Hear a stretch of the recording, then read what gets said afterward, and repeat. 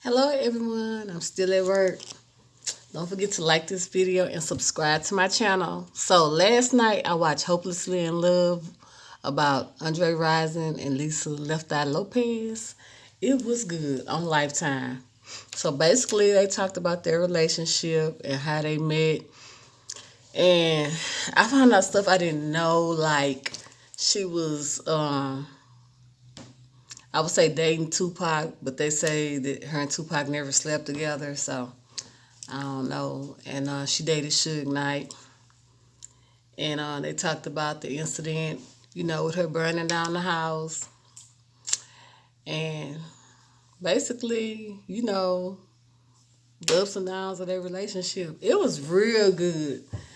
And they were saying that, well, Andre was saying, like, when he first seen her, they saw a video or whatever. And everybody liked it chilly. So he was like, well, I like that one right there on the video. So then he was like, he was cool with like Shug and Pac and everybody. So they would film their videos at his house and use his cars like the I Get Around outlet. That was at Andre Rison house. And so I think he met Lisa at the event or something. And she was with Pac now or whatever. And he was like, he didn't know he knew her. And everybody was telling, everybody on the movie was saying that Tupac was her soulmate, and Andre had her heart, and Tupac had her soul.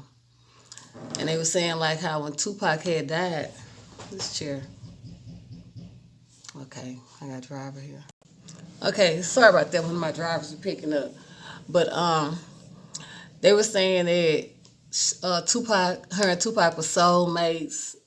And they were saying that she did like Andre's house. So if you go in the kitchen and all the dishes and everything, it was her. Then if you go to Tupac's house, you will see the same thing. And then she didn't get along with his sister. Didn't really like her. They didn't get along. The sister, they were saying that she was putting roots on him. And she said one time she saw a bag with an eye on it, and she opened it and her brush was in there. Her comb or something was in there. But Lisa was wearing her hair in a ponytail, and she didn't know why she had her brush in that bag. So I guess she felt like she was trying to put something on her. And then with Andre, okay, the night that she burnt the house down, so apparently she would burn his stuff all the time. This particular time, and I remember I saw when she talked about it, and they put the clip in when she was talking about it. First, he said that she said she was going out. So in the event of her going out, she wasn't driving. She said she had a car picking her up. So he said when the car picked her up, when the back door opened, it was Pac was sitting in the back seat. So he was like, oh, okay. So he was like, well, yeah. He figured she was gonna be gone a long time doing her thing. So he didn't say what he did. So then it goes to her, and she was like, when she left, some just told her to go home. So she said when she got home, she saw his car was parked outside. She said that the bed was still made. So she went upstairs looking for him. She said she wasn't expecting to find him in there naked with a female. She said so when that happened, she went in the restroom. She was like every time he would go out of town, she would have a whole lot of teddy bears and stuff waiting on him when he get back. So she threw all those in the tub, and then she saw some tennis shoes. She threw all that in the tub. But this particular time, the tub that they had was a marble. Normally, when she would do all these things, he would replace the tub with a marble tub. He didn't do that this time. So she said when she set the stuff on fire, and her sister was there, and they was like, no, I guess it'll blaze up and then die down. But this particular time, the fire kept growing. And they were saying it was black smoke and everything because it wasn't a marble tub. So that's how the house had burned down.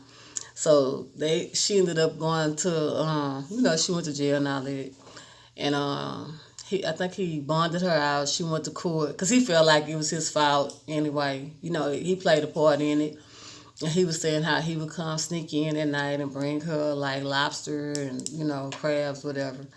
And then he got signed on with another team, and he had to leave town. So then she felt like basically she was abandoned because he wasn't coming as much.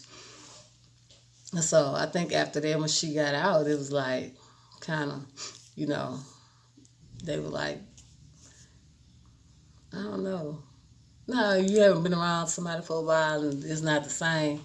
Oh yeah, I forgot this part. When he said when she came to his house, from the first time she came to his house, he was they were together. She never left. And the funny thing about it is, they were saying like her and Tupac never slept together and everything. And they think one of the reasons was because he was best friends with Trench and she had slept with Trench.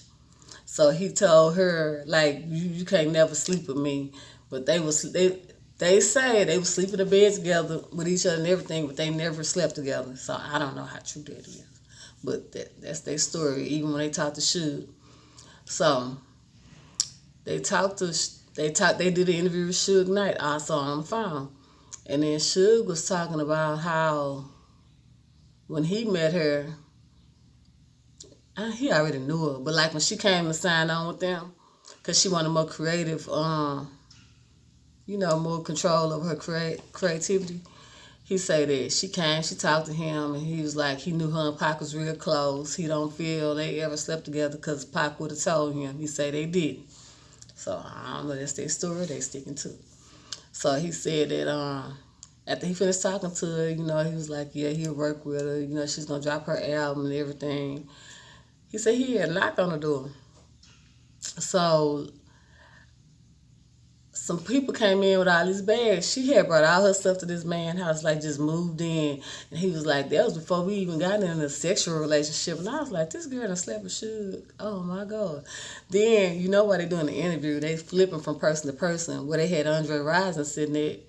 He was like he didn't know that. So, because he was saying that him and Pac were friends, but he was more friends with Shug, because he was saying that, like, in one of the awards, Lisa didn't take him intentionally, but he went because he had talked to Shug and he was meeting Shug there, and everybody was wondering how he got in. So he was saying that I think it was flipped from him and Shug. Shug said that him and Pac sat behind Andre. Then Andre was like later on when they was at a party, like for the awards or whatever, he said Lisa wasn't there. She was gone. And he was one asking everybody where she was at. She hadn't left with Pac. So he was like, I guess she was curving him. And then he was like, they never did get married because he said he always had that feeling in his heart, like with the Tupac stuff, even though everybody would tell him they never slept together, deep down inside, he felt like something, it was more than what it was. He said, so in order for them to move forward, he had to let that go. And he said, so he did. And he told her, to plan everything and make arrangements. And he was like, and it never happened because she wasn't ready. She called it off. And so they talked about her family life and all that. Her daddy was really abusive. I knew all that. And he was saying, like when she went on her, and that was her mom and sister. The sister said the mom would always have visions. So it would be kind of understandable for Lisa to have them. So she said Lisa would tell the mom that she had demons chasing her. She would always say she had demons. This was like before she passed. She would always say she would see demons was chasing her. And so her mom was like, one day she had a vision, and she's like, it was vision because she wasn't asleep. And she said it showed her like one of her daughters was going to die, but she didn't know which one. So then she said she had another vision after that, like a little while later, and it showed her which one. So then they were showing like when Lisa was over in Honduras and her assistant had hit the little boy and how his last name was Lopez. And then, that bothered her. And then, eventually what happened with the wreck that she was in, that she had, passed. And it was just crazy. It was real good. So Andre, now he's currently a high school football coach. He's been married 10 years to, check this out, a woman named Lisa Lopez. How weird is that? So he has 4 daughters. And He showed his wife. She's Hispanic, look like, and her name Lisa Lopez, Rison. And so he got 4 daughters, and he was like, his daughters know everything about Lisa, Left Eye, and he was like, because when they see her, they be like, oh, that's Daddy's girlfriend, and he was like, he makes sure they know who she is, and. So I guess, and so when it ended, he went to visit her family, and they hadn't seen him in 17 years since the funeral. And he talked to the mom. He was telling the mom his wife's name was Lisa Lopez. It was just weird. Okay, Tip, is who I think that's weird that he married somebody with the same name as her. They look nothing alike, but they got the exact same name. But yeah, that was pretty much it. But it was good, cause like I didn't know all that was going on with the Tupac and the Shug and the Trench. It was a lot. It was a lot. But that's majority. That's like the basis of it. And they was talking about the abusiveness with the mom and daddy, but I already knew about that from when I watched her little documentary. So y'all should check it out. It's on Lifetime. It's very good. And yeah, tell me what you think. So I'm at work. So bye. Like this video. Subscribe to my channel. And if you already watched the movie, tell me how you liked it. Okay. Bye.